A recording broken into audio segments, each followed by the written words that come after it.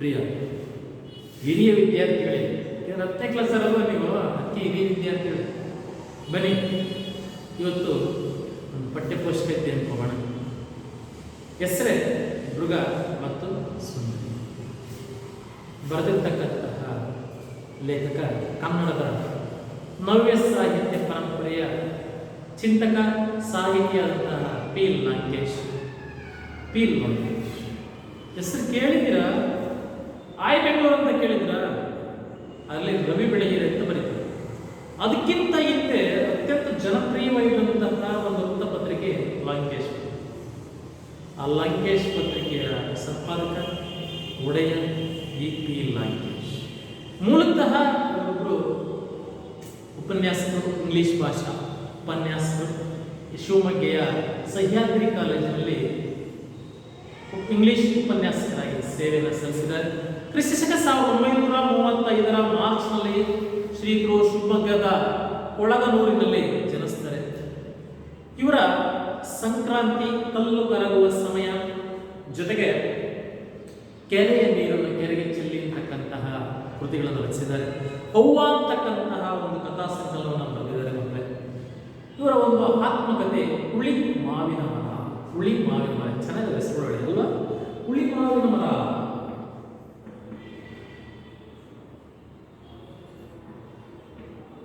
ಕಲ್ಲು ಕರಗುವ ಸಮಯ ಅಂತಕ್ಕಂತಹ ಕೃತಿಯಿಂದಲೇ ಈ ಒಂದು ಮೃಗ ಮತ್ತು ಸುಂದರಿ ಅಂತಕ್ಕಂತಹ ಈ ಕಥೆಯನ್ನು ಆರಿಸಿಕೊಳ್ಳಲಾಗಿದೆ.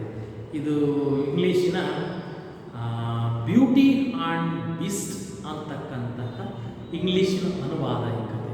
Beauty and beast. ಮಕ್ಕಳೇ, ಕೃತಿಗಳು ಹುಳಿ ಮಾವಿನ ಮರ, ಕಲ್ಲು ಕರಗುವ ಸಮಯ.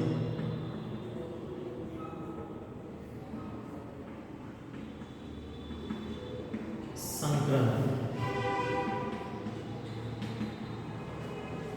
ಕೆರೆ ನೀರನ್ನು ಕೆರೆಗೆ ಚೆಲ್ಲಿ.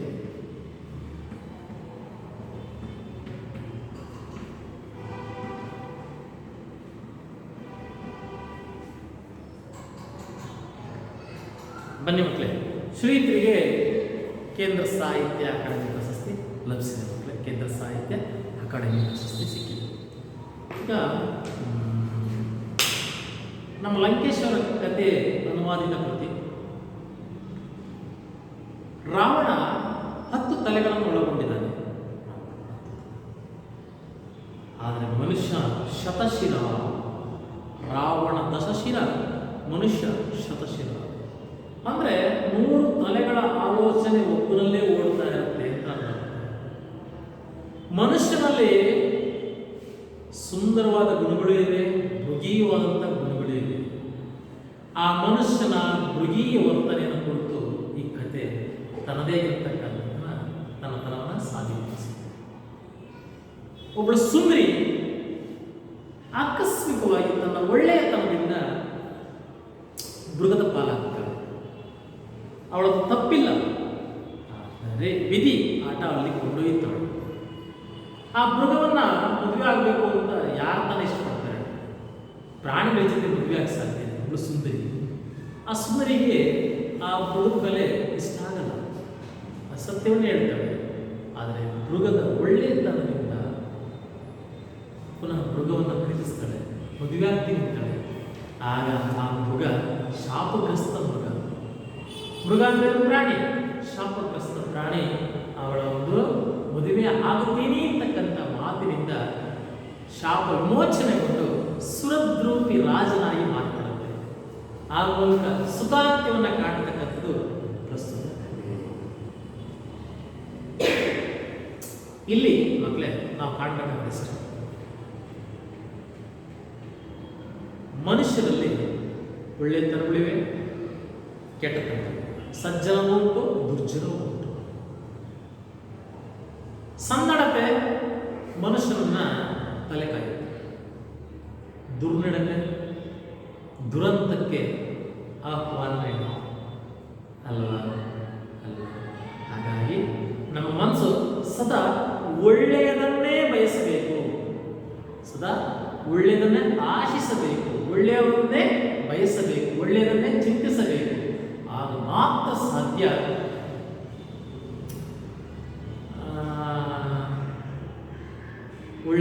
ಉಳಿಯುತ್ತೆ ಅಲ್ವಾ ಅಲ್ವಾ. ಬನ್ನಿ ಪಾಠನ ನೋಡ್ತಾ ನೋಡ್ತಾ ನಮ್ಮ ಕಥೆಯ ಸಾರವನ್ನು ತಿಳಿಯೋಣ. ನೀವು ಸ್ವಲ್ಪ ಹಿಂಗೆ ಕೂತ್ಕೊಳ್ಳಿ, ನಾನು ನಿಮ್ಮ ನೋಡ್ಬಿಟ್ಟು ಹಿಂಗೆ ಮಾಡ್ಬಿಡ್ತೀನಿ. ಹೌದಾ, ನನಗೆ ಒಂದು ಸ್ವಲ್ಪ ಸ್ಟ್ರೈಟ್ ಕೂತ್ಕೊಳ್ಳಿ. ಓಕೆ.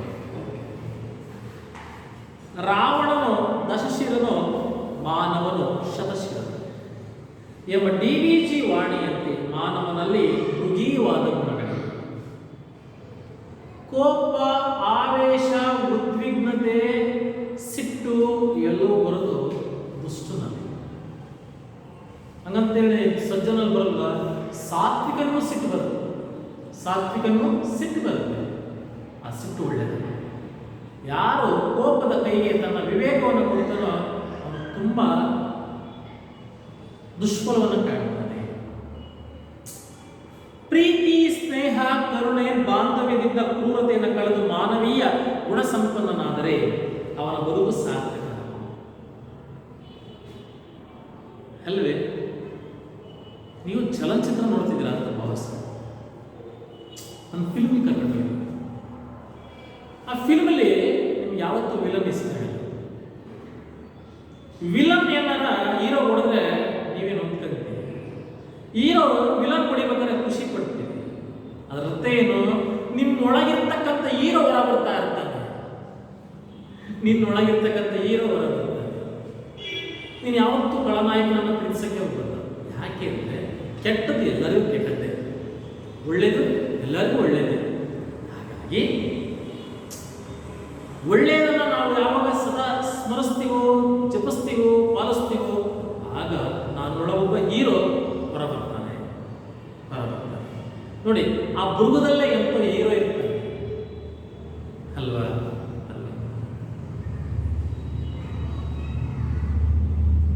ಮಾನವೀಯ ಗುಣಸಂಪನ್ನನಾದರೆ ಅವನ ಬದುಕು ಸಾರ್ಥಕ. ನಮ್ಮ ಹಣ, ಅಧಿಕಾರ, ಸಂಪತ್ತೆಲ್ಲವೂ ಕ್ಷಣಿಕ. ಹಣ ಶಾಶ್ವತವೇ? ಅಧಿಕಾರ, ಸಂಪತ್ತು ಯಾವೋ ನಿಮ್ಮ ಬಳಿ ಇರಲಾರದು. ಅವರ ಬಳಿ ನೀನಿರಬೇಕು, ನಿನ್ನ ಬಳಿ ಅವರು ಇರಲಾರದು. ಅವರನ್ನ ಬೆತ್ತರಂ ಕಾಯುವಂತೆ ನೀನು ಕಾಯಲೇಬೇಕು. ಆದರೆ ನಿನ್ನೊಳಗಿರ್ತಕ್ಕಂಥವು ಯಾವುವು? ಗುಣ. ಗುಣವೇ ನಿಜವಾದ ಸಂಪತ್ತು. ಅವುಗಳು ಯಾವ ಸಮಯದಲ್ಲಾದರೂ ಬದಲಾವಣೆ ಆಗ್ಬೋದು. ಎಸ್, ರೊಟ್ಟಿಯನ್ನ ತಿರುವಾಕಿದಂಗೆ, ಮಡಚಿ ಹಾಕಿದಂಗೆ ರೊಟ್ಟಿ ತಿರುವಾಕಿರಿ. ಇವತ್ತು ಶ್ರೀಮಂತನಾಗ ನಾಳೆ ಬಡವನಾಗ್ಬೋದು, ಇವತ್ತು ಬಡವನಾಗಿದ್ದವ ನಾಳೆ ಸಿರಿವಂತನಾಗ್ಬೋದು. ಅದು ಹಣ, ಹಣದ ಮಹಿಮೆನೇ ಅದು, ಅಧಿಕಾರದ ಮಹಿಮೆ ಅದು. ಆದರೆ ಅದು ಯಾವತ್ತೂ ಶಾಶ್ವತವಲ್ಲ. ಎಂತಹ ಕಷ್ಟ ಸಮಯದಲ್ಲೂ ಅಂಜದೆ ಸವಾಲುಗಳನ್ನು ತಾಳ್ಮೆಯಿಂದ ಎದುರಿಸಿದರೆ, ಎಸ್, ಎಂಥ ಕಷ್ಟದ ಪರಿಸ್ಥಿತಿ, ನಿನ್ನ ಮೇಲೆ ಒಂದು ಕಳ್ಳತನದ ಆರೋಪ ಬರುತ್ತೆ, ಇಂಥ ಮಾಡಿ ಎಲ್ಲರೇನು ಕಳ್ಳ ಅಂತಾರೆ. ಆ ಕ್ಷಣ ನಿನ್ನ ಮನಸ್ಸು ಏನಾಗುತ್ತೆ? ಉದ್ವಿಗ್ನಗೊಳ್ಳುತ್ತೆ. ನಾನು ಕಳ್ಳನ, ಸಿಟ್ಟು ಬರುತ್ತೆ. ಅಷ್ಟಲ್ಲಿ ಏನೋ ಮಾಡ್ಬಿಡ್ತೀವಿ, ನನ್ನ ಕಳ್ಳ ಅಂತೀಯ. ನೀನು ತಪ್ಪು ಮಾಡ್ರಲ್ಲ, ಆ ಸಿಟ್ಟು ನಿನ್ನನ್ನು ಕೆಳಿಸ್ಬೇಕು. ಆ ತಪ್ಪು ಮಾಡ್ತೀನಿ, ಹೌದಾ, ನಾನು ಕಳ್ಳನ? ಸಂಯಮ, ಸಂಯಮ, ತಾಳ್ಮೆ ವಹಿಸು. ಅಲಿಪ್ತ ಗುಣನ ಬೆಳೆಸ್ಕೋ, ನಿರ್ಲಿಪ್ತನಾಗು. ಯಾವುದೇ ಕ್ಷಣದಲ್ಲೂ ಹಂಚಕ್ಕೆ ಹೋಗ್ಬೇಡ, ಹಂಚೋ ಪ್ರಯತ್ನ ಬೇಡ. ನಿನ್ನ ಮೇಲೆ 1000 ಆರೋಪಗಳು ಬರಲಿ, ನಿರ್ಭಯವಾಗಿ ಯಾಕೆಂದರೆ ನಿನ್ನೊಳಗಿರ್ತಕ್ಕಂಥ ಸತ್ಯ, ಗುಣ, ಸಂಯಮ ನಿನ್ನನ್ನು ಜೊತೆಯಾಗಿರಬೇಕು. ಅದು ನಿನ್ನ ತಲೆ ಕಾಯುತ್ತೆ. ಅಲ್ಲಿ ನೀನೇನಾರ ನಿನ್ನೊಳಗಿರ್ತಕ್ಕಂಥ ಮೃಗಕ್ಕೆ ಅವಕಾಶ ಕೊಟ್ಟರೆ ಫೈರ್ ಆಗುತ್ತೆ, ಕಿಡಿವಾಗುತ್ತೆ. ಆ ಸ್ಪಾರ್ಕ್ ಆದಾಗ ನೀನೇ ದುರಂತನ ತಂದ್ಕೋಬೇಕು. ನೋಡಿ, ಗಂಡ ಹೆಂಡತಿ ಜಗಳದಲ್ಲಿ ಗಂಡ ಆಕಸ್ಮಿಕ ಒಳದಂತ ಪೆಟ್ಟವಳು ಸಾವಿಗೆ ಕಾರಣ ಆಯಿತು. ಅಂಥವು ಅಮಾಯಕರು ಜೈಲಲ್ಲಿರ್ತಾರೆ. ಆ ಕ್ಷಣದ ಒಂದು ಕೋಪ ಅವರನ್ನು ಆನಂದ ಮುಗಿಸಿದೆ. ಅದುವರೆಗೂ ಅವ್ರು ಬಾಳಿ ಬರ್ತಿದ್ದೆಲ್ಲವೂ ವ್ಯರ್ಥವಾಗಿದೆ. ಚೆನ್ನಾಗಿ ಬಾಳಿರ್ತಾರೆ. ಅರ್ಥ ಆಯ್ತಾ? ಕೋಪ ಒಳ್ಳೆಯದಲ್ಲ, ಕೆಟ್ಟದ್ದು ಒಳ್ಳೆಯದು. ಎಂತಹ ಕಷ್ಟ ಸಮಯದಲ್ಲೂ ಅಂಜದೆ ಸವಾಲುಗಳನ್ನು ತಾಳ್ಮೆಯನ್ನು ಎದುರಿಸಿದರೆ ಬದುಕಿನಲ್ಲಿ ಯಶಸ್ಸನ್ನು ಸಾಧಿಸಬಹುದು ಎಂಬ ಆಶಯವನ್ನು ಇಲ್ಲಿ ಕಾಣಬಹುದು. ಒಳ್ಳೆಯ ಆಶಯ. ಮಕ್ಕಳಿಗಂತೂ ಒಳ್ಳೆ ನೀತಿ ಇದು. ದೊಡ್ಡ ಮಕ್ಕಳು, ನೀವು 10ನೇ ಕ್ಲಾಸಿನ ಮಕ್ಕಳು, ಮುಂದೆ ಕಾಲೇಜ್ಗೆ ಹೋಗ್ತಕ್ಕಂಥ ಮಕ್ಕಳು, ದುಷ್ಟರನ್ನ ಸಹವಾಸ ಮಾಡ್ತಿರೋ, ಶಿಷ್ಟರು ಸಜ್ಜನರ ಸಹವಾಸ ಮಾಡ್ತಿರೋ ನಿಮಗೆ ಬಿಟ್ಟಿದ್ದು. ದುರ್ಜನರ ಸಂಘ ನಿಮಗೆ ಗೊತ್ತಿದೆ ಅದರಿಂದ ಏನಾಗುತ್ತೆ ಅಂತ. ಸಜ್ಜನರ ಸಂಘದಿಂದ ನಿಮ್ಮ ವ್ಯಕ್ತಿತ್ವ ಬೆಳಗುತ್ತೆ. ಅದಕ್ಕೋಸ್ಕರ ಒಳ್ಳೆಯದನ್ನೇ ಸದಾ ಆಯ್ಕೆ ಮಾಡಿಕೊಳ್ಳಿ. ಆತ ಮೃದು ಸ್ವಭಾವದ ವರ್ತಕನಾಗಿದ್ದ. ಬನ್ನಿ ಕತೆ. ಧರ್ಮವಂತನಾಗಿದ್ದ. ಅವನಿಗೆ 3 ಜನ ಹೆಣ್ಣು ಮಕ್ಕಳಿದ್ದರು. ಹಿರಿಯರಾದ 2 ಬಿಂಕ ಬಡಿವಾರದ ಹುಡುಗಿಯರು. ಬಿಂಕದ ಸಿಂಗಾರಿ ಅಂದರೆ ಕೆಲವು ಹೆಣ್ಣು ಮಕ್ಕಳಿರ್ತಾರೆ, ತನ್ನ ರೂಪ ಲಾವಣ್ಯದ ಕಡೆಗೆ ಕೊಟ್ಟಂತ ಒತ್ತನ್ನ ತನ್ನ ಮನಸ್ಸಿನ ಕಡೆ ಕೊಡಲ್ಲ. ಮನಸ್ಸಿನ ತುಂಬ ವಿಷವನ್ನೇ ತುಂಬಿಕೊಂಡಿರ್ತಾರೆ. ಆ ರೀತಿ 2 ಹೆಣ್ಣು ಮಕ್ಕಳು, ಬಿಂಕ ಬಡಿವಾರದ ಹುಡುಗಿಯರು. ಪ್ಯಾಷನ್ ಪಾರ್ಟಿ ಗೆಳೆಯರೆಂದರೆ ಪಂಚಪ್ರಾಣ. ಇದು ಇವತ್ತಿನ ನಾಗರಿಕತೆ. ಪ್ಯಾಷನ್ ಪಾರ್ಟಿ ಅಥವಾ ನೈಟ್ ಪಾರ್ಟಿಗಳು, ಇವರೆಂದರೆ ಈ ಹೆಣ್ಣು ಮಕ್ಕಳಿಗೆ ಪಂಚಪ್ರಾಣ. ತಂದೆ ಶ್ರೀಮಂತ ವರ್ತಕನಾಗಿದ್ದ. ವರ್ತಕ ವ್ಯಾಪಾರಿ, ಶ್ರೀಮಂತ ವ್ಯಾಪಕನಾಗಿದ್ದರಿಂದ ತೊಂದರೆ ಆಗಲಿಲ್ಲ, ಹೆಂಗೋ ನಡೀತಿತ್ತು ಜೀವನ. 3ನೇ ಹುಡುಗಿ ತಂದೆಯಷ್ಟೇ ಮೃದು ಸ್ವಭಾವದವಳು. 3ನೇ ಹೆಣ್ಣುಮಗಳು ತಂದೆಯಷ್ಟೇ ಮೃದು ಸ್ವಭಾವದವಳು. ಆಕೆಗೆ ತಂದೆಯ ನೆಮ್ಮದಿ ಮುಖ್ಯ. ಇದು ಪರರ ಸುಖಕ್ಕೋಸ್ಕರ ನನ್ನ ಸುಖವನ್ನು ತ್ಯಾಗ ಮಾಡತಕ್ಕಂಥವೇ ನಿಜವಾದ ದೊಡ್ಡ ಮನುಷ್ಯ. ಯಾವುದೋ ಒಂದು ಪಾಠದಲ್ಲಿ ನೋಡಿ, ಸಾರ್ಥಕದಲ್ಲಿ ನೋಡಿ. ಆಕೆಗೆ ತಂದೆಯ ನೆಮ್ಮದಿ ಮುಖ್ಯ. ರೂಪವತಿಯಾಗಿದ್ದ ಆಕೆಯನ್ನು ಎಲ್ಲರೂ ಸುಂದರಿ ಎಂದೇ ಕರೆಯುತ್ತಿದ್ದರು. ಅವಳು ಕೇವಲ ಮನಸ್ಸಿನಷ್ಟೇ ಸುಂದರವಾಗಿರಲಿಲ್ಲ, ರೂಪದಲ್ಲೂ ಅಷ್ಟೇ ಸುಂದರಿಯಾಗಿದ್ದಳು. ಹೀಗಿದ್ದಾಗ ವರ್ತಕನ ಕಷ್ಟಗಳು ಶುರುವಾದವು. ಅವನ ವ್ಯಾಪಾರ ಕುಸಿದು ಬಿತ್ತು. ಬರಬೇಕಾಗಿದ್ದ ಹಣ ಬರಲಿಲ್ಲ.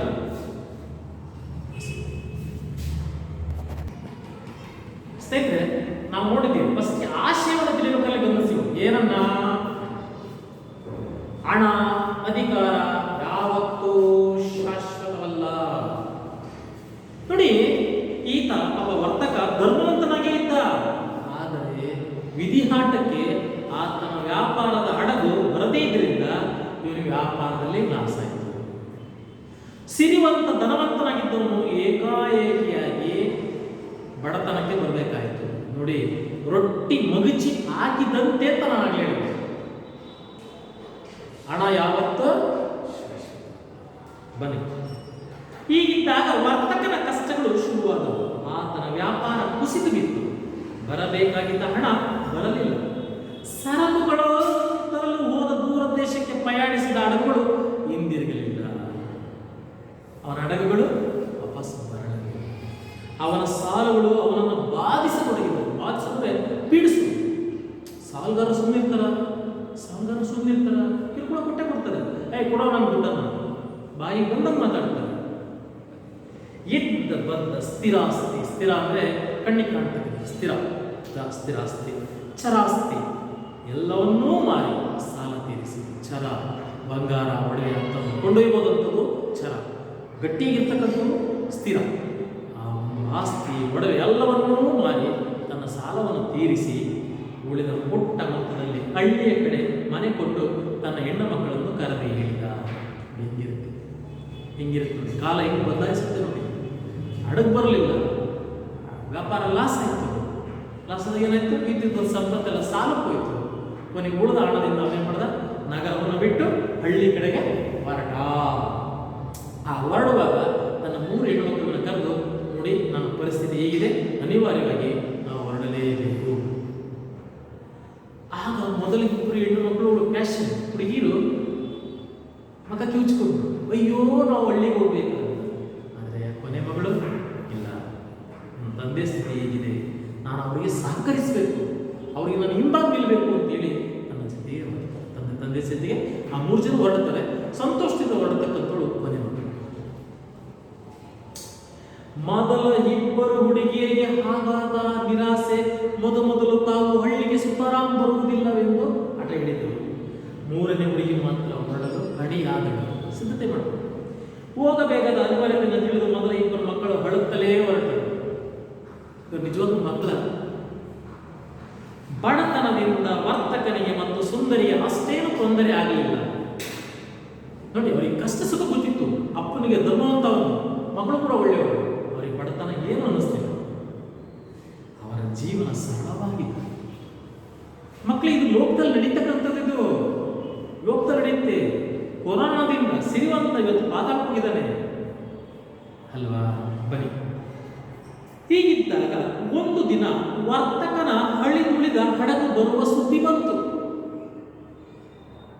ಯಾವುದೋ ಒಂದು ಉಳಿದಿರ್ತಕ್ಕಂಥ ಹಡಗು ಬರ್ತಾ ಇದ್ದೇನೆ ಸುದ್ದಿ ಬಂತು. ವರ್ತಕ ಹಡಗನ್ನು ಸ್ವಾಗತಿಸಲು ನಗರಕ್ಕೆ ಹೊರಟ.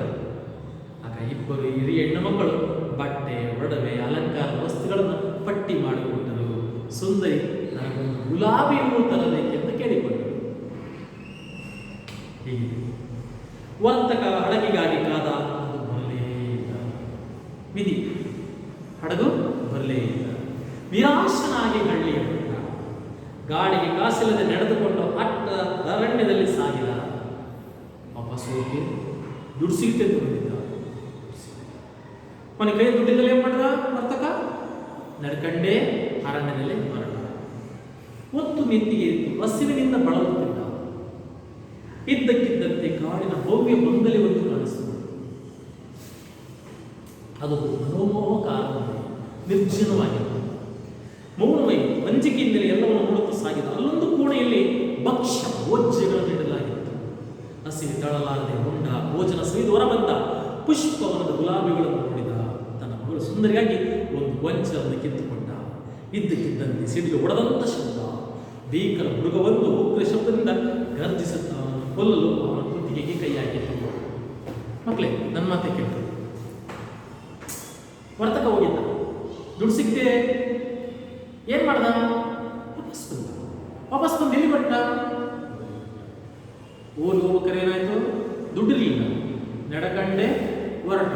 ನಡ್ಕೊಂಡು ಹೋಗ್ಬೇಕಾರೆ ಏನಾಯ್ತು? ಕಾಡು, ಹಸಿವು, ಒತ್ತು ನೆತ್ತಿಯೇ ಇತ್ತು, ವಿಧಿ ಇರಲಿಲ್ಲ. ಅವನೇನ್ ಮಾಡ್ದ? ಅಲ್ಲೊಂದು ಮನೆ ಕಾಣ್ತದೆ, ಅದು ಭವ್ಯವಾದಂಥ ಮನೆ, ಬಂಗ್ಲೆ. ಖುಷಿಯಿಂದ ಒಳಗಡೆ ಹೋಗ್ಬಿಟ್ಟ. ಒಳ ಹೋಗಿ ನೋಡ್ತಾನೆ, ಒಂದು ಕೋಣೆಯಲ್ಲಿ ಭಕ್ಷ್ಯ ಭೋಜ್ಯಗಳು, ಒಳ್ಳೊಳ್ಳೆ ಊಟನ ರೆಡಿ ಮಾಡಿಟ್ಟಿದ್ದಾರೆ. ಸಮಾಧಾನ ಆಗ್ಬಿಟ್ಟು ಖುಷಿ ತಿಂದ್ಬಿಟ್ಟ. ತಿಂದಷ್ಟೇ ಅಲ್ಲ, ಅಲ್ಲೊಂದು ಊತೋಟ ಇತ್ತು. ಊತೋಟಕ್ಕೆ ಹೋಗ್ತಾನೆ ಗುಲಾಬಿ, ತನ್ನ ಮಗಳ ನೆನಪಾಗುತ್ತೆ.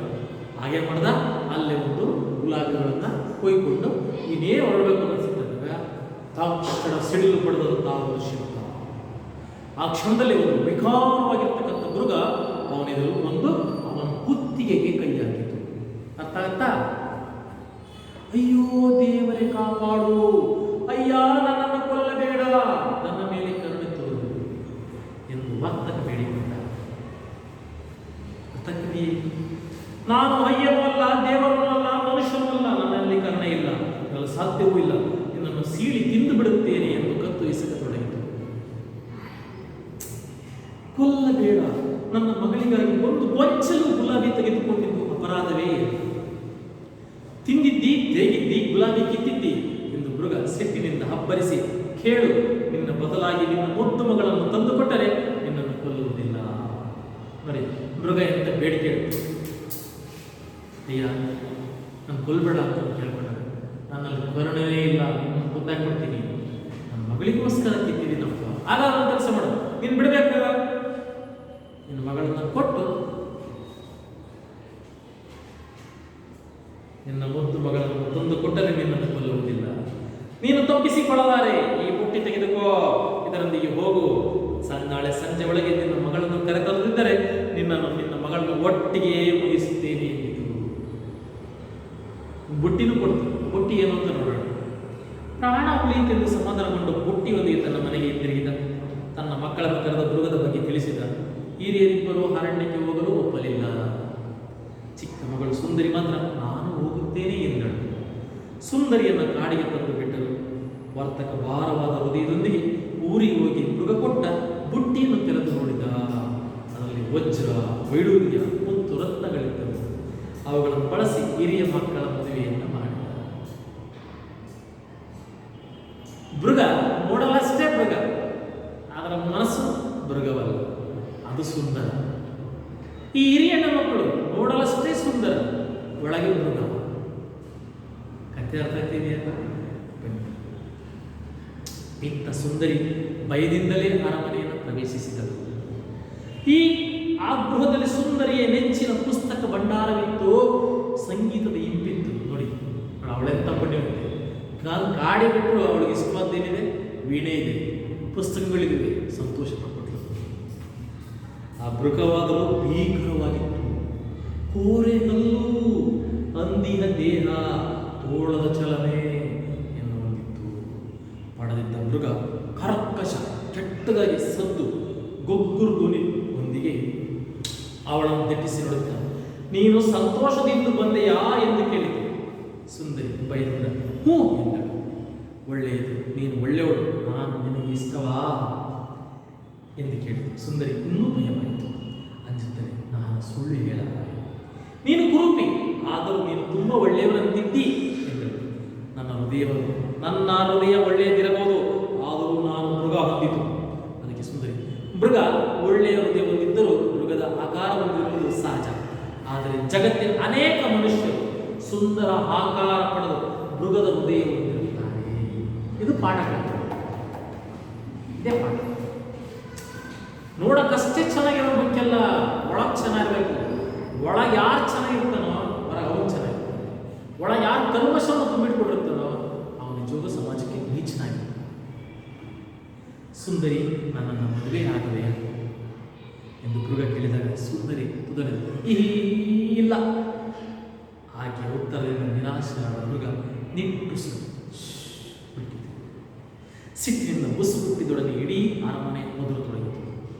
ಒಂದ್ಸರಿ ಉಸಿರು ಬಿಡ್ತು, ಇಡೀ ಅರಮನೆನೇ ಬಿಡುತ್ತು. ಮರುದಿನ ಸುಂದರಿಗೆ ಮೃಗ ಕಾಣಲಿಲ್ಲ. ಏಕೆ ಬರಲಿಲ್ಲ ಎಂದು ಸುಂದರಿ ಕುತೂಹಲವಾಗುತ್ತಿತ್ತು. ಒಮ್ಮೊಮ್ಮೆ ನೋಡುವ ಇಷ್ಟವಾಗುತ್ತಿತ್ತು. ಅವನ ಹೊರಟು ಮಾತು ತಿಕ್ಕಲು ನಡವಳಿಕೆ, ಹುಚ್ಚುಚ್ಚಾದ ನಡವಳಿಕೆ ಮನಸ್ಸಿನಲ್ಲಿ ನಗುವುದು ತರುತ್ತಿದ್ದು ಆತನ ಕಾಳಜಿಯನ್ನು ನೆನೆದು ಮನಕಾಗುತ್ತಿತ್ತು. ಮೃಗವಾಗಿದ್ದರೂ ಕೂಡ ಆ ಒಂದು ಹುಡುಗಿನ ಬಹಳ ಕಾಳಜಿಯಿಂದ ಹೋಗಿತ್ತು.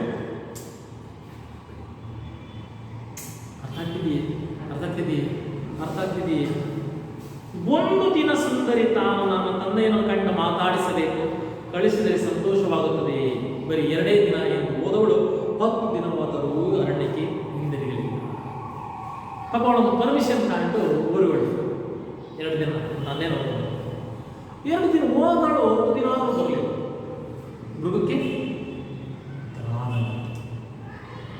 ಆಕೆಗೆ ಅಳುಕು ಶುರುವಾಯಿತು. 10 ದಿನವಾದ ಅರಣ್ಯಕ್ಕೆ ಹಿಂದಿರುಗಲಿಲ್ಲ. ಆಕೆಗೆ ಅಳುಕು ಶುರುವಾಯಿತು. ಮೃಗ ಎಂದೂ ತನ್ನ ವಚನ ಮುರಿದಿರಲಿಲ್ಲ, ಮನ ನೋಯಿಸಿರಲಿಲ್ಲ. ತನ್ನ ನೆಮ್ಮದಿಯಾಗಿ ಇಡುವುದೇ ಅದರ ಸುಖವಾಗಿತ್ತು. ಆ ಗಾರ್ಡನ್, ಈ ಹುಬ್ಬಳ್ಳಿ ಒಂಟಿ ಹೆಂಗಸನ್ನು ಇಷ್ಟು ಚೆನ್ನಾಗಿ ಜತನದಿಂದ ಕಾಪಾಡಿತ್ತು ಆ ಮೃಗ. ಆ ಮೃಗದ ಒಂದು ಕಾಳಜಿಗೆ ಅವಳು ಮನಸ್ಸೋತ್ಬಿಡ್ತಾಳೆ. ಮನಸ್ಸೋತ್ಬಿಟ್ಟು, ಅಯ್ಯೋ ನಾನು 10 ಡೇಸ್ ಅಂದ್ರೆ ಅವಳು ಹೋಗಿಲ್ಲ, ಆ ಮೃಗಕ್ಕೆ ಏನಾಗಿದೆಯೋ ಏನು ಅಂಥೇಳಿ ಅವಳ ನೆನಪಾಯಿತು. ಅದರ ಮುಖ ಚಲನವಲನ ನೆನಪಾದವು. ಮತ್ತೆ ನೋಡಬೇಕೆಂಬ ಆಸೆ ತೀವ್ರವಾಯಿತು. ಕೂಡಲೇ ತಂದೆಗೆ ತಿಳಿಸಿ ಅರಣ್ಯಕ್ಕೆ ಹೊರಟಳು. ಅರಣ್ಯದ ಅರಮನೆಯ ಸುಖಕ್ಕಿಂತ ಮೃಗದ ವ್ಯಕ್ತಿತ್ವ ಆಕೆಯ ಮನಸ್ಸು ಹೊಂದಿತ್ತು. ಅವಳಿಗೆ ಅವಳ ಅರಮನೆಯನ್ನು ಬೇಕಿರಲಿಲ್ಲ, ಆದರೆ ಮೃಗದ ಮನಸ್ಸು ಆಕೆಯ ವ್ಯಕ್ತಿತ್ವನ ತುಂಬಿತ್ತು. ಅರಮನೆಯ ತಲುಪಿ ಮೃಗಕ್ಕಾಗಿ ಹುಡುಕಾಡಿದಳು. ಅದು ಇರಲಿಲ್ಲ. ಅರಮನೆಯ ಆಚೆ ಬಂಡೆ ಮೇಲೆ ಕೂರುತ್ತಿದ್ದ ನೆನಪಾಯಿತು. ಅಲ್ಲಿಗೆ ಹೋದಳು. ಮೃಗ ನೆಲಕ್ಕೊರಗಿತ್ತು. ಅದು ತೇಲುಗಣ್ಣು ಮೇಲುಗಣ್ಣಾಗಿ ಮಲಗಿತ್ತು. ಏನು ಮೇಲುಗಣ್ಣು ತೆಲುಗಣ್ಣು ಬಿಡ್ತಾ ಇತ್ತು. ಅದರ ದೇಹ ಬಲವಾಗಿ ಹೋಗಿತ್ತು. ಸತ್ತಿರಬಹುದೇ ಎಂಬ ಭಯದಿಂದ ಮೂಗಿನ ಹತ್ತಿರ ಬೆರಳಿಟ್ಟು ಪರೀಕ್ಷಿಸಿದಳು. ಉಸಿರು ಹೋಗಿರಲಿಲ್ಲ. ದುಃಖದಿಂದ ಹಪ್ಪಿ, ನೀನು ನನ್ನವನು, ನೀನು ಸಾಯಬಾರದು, ನಾನು ನಿನ್ನನ್ನು ಮದುವೆ ಆಗುತ್ತೇನೆ ಎಂದು ಕಂಬನಿ ಕಳೆದಳು. ಮೃಗ ಕ್ರಮೇಣ ಉಸಿರಾಡಿತು. ಬಂದೆಯ ಎಂದು ಸಂತೋಷಗೊಂಡಿತು. ನೀ ಇಲ್ಲದೆ ನನಗೆ ಊಟ ಸೇರಲಿಲ್ಲ, ನಿದ್ರೆ ಬರಲಿಲ್ಲ ಎಂದಿತು. ಸುಂದರಿ, ಪ್ರೀತಿಸುವುದು ಮಾತ್ರವಲ್ಲ, ನಿನ್ನನ್ನು ನಾನು ಮದುವೆ ಆಗುತ್ತೇನೆ ಎಂದಳು. ಮೃಗಕ್ಕೆ ಸಂತೋಷ ಇಕ್ಕಿತು. ಅದರ ಆಕಾರವೇ ಬದಲಾಯಿತು. ಸುಂದರ ರಾಜಕುಮಾರನಾಗಿ ಕೇಳಿದ. ದೇವತೆಯೊಬ್ಬಳು ನನ್ನ ಸ್ವಪ್ರತಿಷ್ಠೆ ನೋಡಿ ನನ್ನನ್ನು ಮೃಗವಾಗಿಸಿದ್ದಳು. ನಿನ್ನನ್ನು ಕನ್ಯೆಯೊಬ್ಬಳು ಮನಸಾರೆ ಒಪ್ಪಿ ಪ್ರೀತಿಸುವವರೆಗೂ ಮೃಗವಾಗಿ ಇರು ಎಂದು ಶಾಪ ಹಾಕಿದ್ದಳು. ನನ್ನ ಮೃಗತ್ವ ನಿನ್ನಿಂದ ಕರಗಿತು. ರಾಜಕುಮಾರ ತನ್ನ ಮಂತ್ರದಂಡದಿಂದ ತನ್ನೆಲ್ಲ ಪ್ರಜೆಗಳನ್ನು ಕರೆದ. ಅರಮನೆ ಇನ್ನೂ ಮೋಹಕವಾಗಿ ಜಗಜಗಿಸಿಕೊಡೆಯಿತು. ಸುಂದರಿ ಮತ್ತು ರಾಜಕುಮಾರ ಮದುವೆಯಾಗಿ ನೆಮ್ಮದಿಯಿಂದ ರಾಜ್ಯಭಾರ ನಡೆಸಿದರು. ಇದು ಕಥೆಗೆ ಮಕ್ಕಳೇ, ನನಗೆ ಅದು ಮುಖ್ಯ ಅಲ್ಲ, ನಾನು ಹೇಳಿದ್ರು ಈ ಕಥೆ. ಆದರೆ ಒಳ್ಳೆಯವ್ರಿಗೆ ಒಳ್ಳೆಯದೇ ಆಗುತ್ತೆ ನಮಗೆ ಈ ಕಥೆ ಸಂತೋಷ. ಒಳ್ಳೆಯವರಿಗೆ ಹೇಗೆ ಸರ್? ಅವಳೆಲ್ಲೂ ಕೂಡ ಒಳ್ಳೆತನವನ್ನು ಬೆಳೆಯಲಿಲ್ಲ. ಅಪ್ಪನಿಂದ ಕಷ್ಟ ಜೊತೆಯಾದ ಅಪ್ಪನ ಸಾವಿಗೆ ತನ್ನ ಕೊರಳನ್ನು ಕೊಟ್ಟರು ಅಲ್ವಾ? ಅಪ್ಪ ನಾನನ್ನು ಬದುಕಬೇಕದಳು, ನೀನೇ ಹೋಗಿ ಸಾಯಿ ಎಂಬುದಾಗಿತ್ತು. ಅವಳಿರಂದು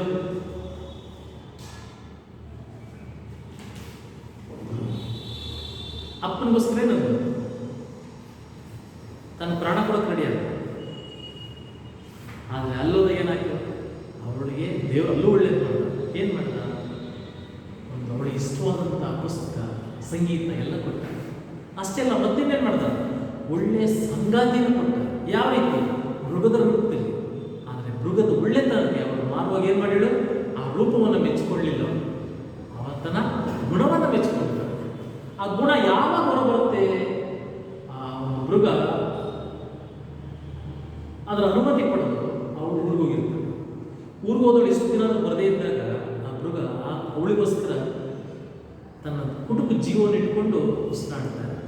ಅನ್ನ ನೀರು ನಿದ್ರೆಯನ್ನು ಬಿಟ್ಟು ಅವಳಿಗೋಸ್ಕರ ಹಂಬಲಿಸ್ತಾರೆ. ಇದು ನೋಡಿದಾಗ ಅವಳಿಗೆ ಏನನ್ಸುತ್ತೆ? ಅಯ್ಯೋ, ನನ್ನನ್ನು ಇಷ್ಟು ಪ್ರೀತಿಸೋರಿದಾರಲ್ಲ ಅಂತೇಳಿ ಅವಳೇನು ಮಾಡ್ತಾಳೆ? ಮೃಗಕ್ಕೆ ಸಂತೋಷದಿಂದ ಮನಸ್ಸನ್ನು ಕೊಡ್ತಾಳೆ. ಕೊಟ್ಟು ಮದುವೆ ಆಗ್ತೀನಿ ಅಂತ ಬಯಸ್ತಾಳೆ. ಅವಳು ಒಳ್ಳೆತನ. ಆಗ ಅದು ಪುನಃ ರಾಜಕುಮಾರನಾಗಿ ರೂಪವನ್ನು ಪಡ್ಕೊಳ್ಳುತ್ತೆ. ಪಡ್ಕೊಂಡು ತನ್ನ ಕಥೆಯನ್ನು ಹೇಳ್ಕೊಳ್ಳುತ್ತೆ.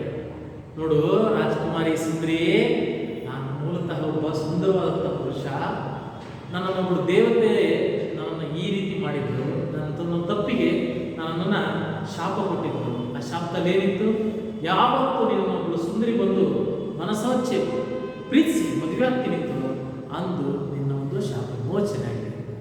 ನೀನು ಬಂದೆ, ಮೆಚ್ಚಿಕೊಂಡೆ, ಶಾಪ ವಿಮೋಚನೆ. ಸಂತೋಷದಿಂದ ನನ್ನ ಮಂತ್ರದಂಡದಿಂದ ಎಲ್ಲವನ್ನು ಸೃಷ್ಟಿ ಮಾಡಿ ಅವನೇನು ಮಾಡ್ತಾನೆ? ಅವಳನ್ನು ಮದುವೆಯಾಗಿ ಸಂತೋಷದಿಂದ ಕಾಲವನ್ನು ಕಳೀತಾನೆ. ಮಕ್ಕಳೇ, ಕತೆ ರುಚಿಯಾಗಿದೆ, ಸೊಗಸಾಗಿದೆ. ಆದರೆ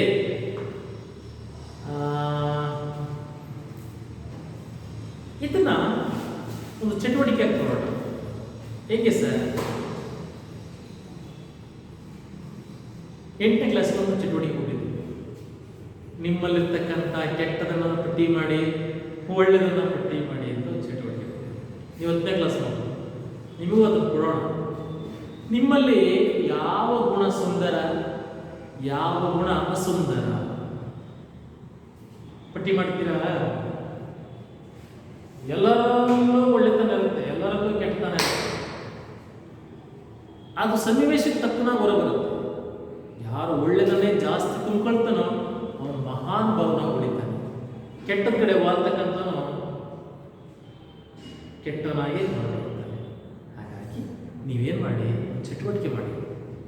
ಇಂದು ಸರಳವಾಗಿ ಒಳ್ಳೆಯದ ಒಂದು ಕಡೆಗೆ ಪಟ್ಟಿ ಮಾಡಿ, ಕೆಟ್ಟದನ್ನ ಒಂದು ಕಡೆಗೆ ಪಟ್ಟಿ ಮಾಡಿ. ಸಾಕಷ್ಟು ಉದಾಹರಣೆಗಳ ಸಮೇತ ಬರೀರಿ. ಆಗ ನಿನ್ನನ್ನು ನೀನು ಅವಲೋಕನ ಮಾಡಿಕೊಂಡಾಗ ಆ ಮೂಲಕ ನಿನ್ನನ್ನು ನೀನು ತಿದ್ದುಕೊಳ್ಬೋದು. ಹೌದಲ್ವಾ, ಇದು ನನ್ನ ಕೆಟ್ಟದಲ್ವಾ, ಇದು ನನ್ನ ಒಳ್ಳೇದಲ್ವಾ ಅಂತೇಳಿ ತಿದ್ದುಕೊಳ್ಬೋದು. ಆ ನಿಟ್ಟಿನಲ್ಲಿ ಒಂದು ಪ್ರಯತ್ನವನ್ನು ಮಾಡಿ. ಇಲ್ಲಿ ಒಂದು ಅಭ್ಯಾಸದಲ್ಲಿ ಸರಳವಾಗಿರ್ತಕ್ಕಂಥ ಪ್ರಶ್ನೆಗಳಿದೆ. ಏನಂತ ಬಡತನದಿಂದ ಸುಂದರಿಯಾಗುವ ತಂದೆಗೆ ಕಷ್ಟವಾಗಲಿಲ್ಲ ಏಕೆ? ಮೃಗದ ಆಕಾರ, ಬಾಹ್ಯ ಆಕಾರ ಹೇಗಿತ್ತು? ಅಂದಿಹ ದೇಹ, ತೋಳದ ಚಲನೆ, ಓರೆಯ ಹುಲ್ಲು. ಯಾರು ಶಾಪಗೊಂಡು ಮೃಗವಾಗಿದ್ದರು? ಒಬ್ಬ ಸುಂದರ ರಾಜಕುಮಾರ. ದೇವತೆ ಕೊಟ್ಟ ಶಾಪವೇನು? ಯಾವತ್ತು ನಿನ್ನ ಸುಂದರಿಗೆ ಪ್ರೀತಿಸ್ತಾಳೋ ಆದರೆ ನಿನ್ನ ಶಾಪ ವಿಮೋಚನೆ ಫಲ ನಾವಿಬ್ಬರು ಮೃಗದ ಬಗೆಗೆ ಸುಂದರಿ ಮನ ಕರಗುತ್ತಿತ್ತು ಏಕೆ ಆತನ ಕಾಳಜಿ ಅಲ್ವಾ ಅಲ್ವಾ ಸ್ನೇಹಿತರೆ. ಇಷ್ಟ ಈ ಕತೆ ಚೆನ್ನಾಗಿದೆ, ಒಮ್ಮೆ ಓದ್ಕೊಳ್ಳಿ, ರುಚಿಸುತ್ತೆ. ಆದರೆ ನಿನ್ನಲ್ಲಿರ್ತಕ್ಕಂಥ ಶತಶಿರಗಳು ಕೆಟ್ಟದ್ದನ್ನು ಒಂದು ಕಡೆ ಹೇಳಕ್ಕ, ಒಳ್ಳೆದನ್ನು ಒಂದು ಕಡೆ ಹೇಳಕ್ಕ, ಒಳ್ಳೆದನ್ನು ಜಾಸ್ತಿ ಮಾಡು, ಕೆಟ್ಟದನ್ನು ಡಿಲೀಟ್ ಮಾಡು ಅಂತ ಬಯಸ್ತಾ ಈ ಪಾಠವನ್ನು ಮುಗಿಸ್ತಿದ್ದೀನಿ. ಕಮಾನ್.